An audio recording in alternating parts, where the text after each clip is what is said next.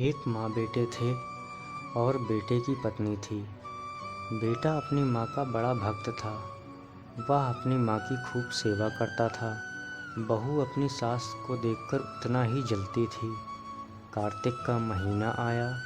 माँ ने कहा, बेटा मुझे गंगा के किनारे छोड़ आओ, मैं गंगा नहाऊंगी, कार्तिक भर में वहीं रहूंगी। आज्ञाकारी बेटे ने कहा, बहुत अच्छा।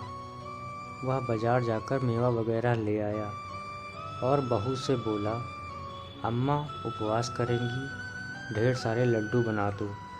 बहू ने सब सामान तो रख दिया और चोकर के 30 लड्डू बना दिए, एक रोज़ के हिसाब से, और एक डिब्बे में रखकर उसमें ताला लगा दिया। और सास से बोली, अम्मा एक लड्डू रोज़ खा लेना। उसकी चालाकी किसी को पता न थी। लड़का माँ को कंधे पर बैठाकर गंगा के किनारे ले गया, एक फूस की झोपड़ी, और सब इंतजाम करके लौट आया। बुढ़िया रोज़ सवेरे उठती, गंगा नहाती, पूजा करती और भगवान का भोग लगाती। भोग लगाते ही भगवान प्रकट हो जाते और कहते, ला मेरे भोग का लड्डू। बुढ़िया खुशी से एक लड्डू डिब्बे से निकाल कर दे देती और खुद बालू का एक लड्डू बनाकर भगवान का नाम लेकर खा लेती। गंगा का जल पीकर दिन बिता देती। इसी तरह पूरा महीना बीत गया। 30वें दिन भगवान आए और बोले, बुढ़िया मैं तुमसे बहुत प्रसन्न हूँ, वर मांगो। बुढ़िया ने कहा, मैं क्या वर मांगूँ? ऐसा करो कि मेरी भक्ति तुम में बनी रहे। भगवान एवं मस्तु कहकर चले गए। उसी समय झोपड़ी की जगह महल हो गया। दास दासियाँ, हाथी, सभी कुछ हो गया। इधर बेटा अपनी माँ के लिए चिंतित था और कहता, अम्मा को ले आऊँ। पत्नी कहती, अभी क्या जल्दी है, महीना तो पूरा होने दो, बड़े अम्मा वाले बने हो। परंतु जब कार्तिक पूरा हुआ, वह गंगा के किनारे पहुँच गया। वहाँ पहुँचकर वह बहुत दुखी हुआ, क्योंकि झोपड़ी का कहीं अता पता ही नहीं था। इधर उधर झोपड़ी ढूंढता और रोता फिरता।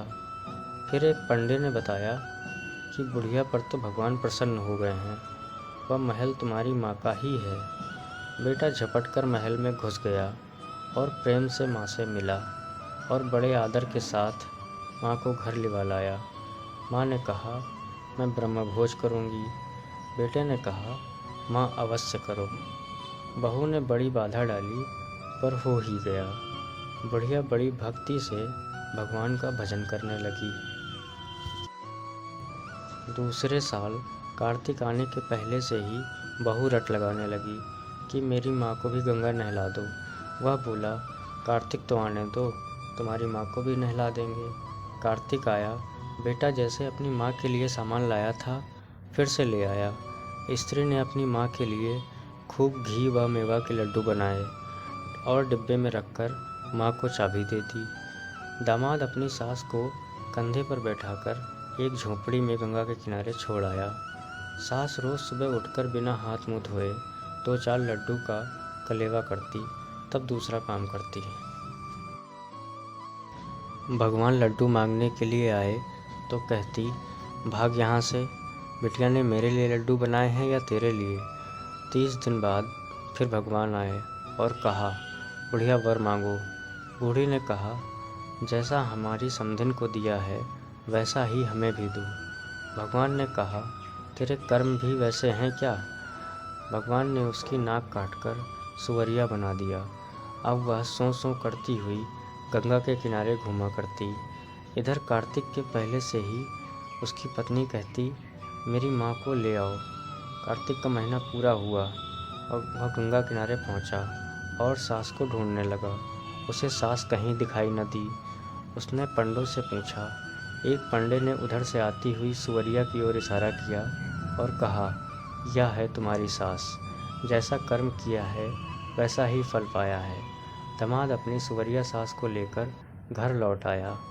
उसने सारा हाल अपनी पत्नी से कहा तो वह छाती पीट पीट कर रोने लगी। बेटे ने कहा, तुम्हारी माँ बिना भक्ति के गई थी और भगवान का अपमान किया, उसी का फल है ये। पंडित बुलाए गए। उससे विचार किया गया कि इस शरीर से छुटकारा कैसे पाया जाए। पंडितों ने बताया कि इसी तरह 12 वर्ष गंगा किनारे घूमती रहे और गंगा नहाने वाले अपनी गीली धोती इस पर निचोड़ें तो यह फिर से स्त्री हो सकती है। 12 वर्ष तक उसने सुवरिया के रूप में भगवान के अपमान का दंड भोगा और अंत में फिर उसे मानव शरीर प्राप्त हुआ।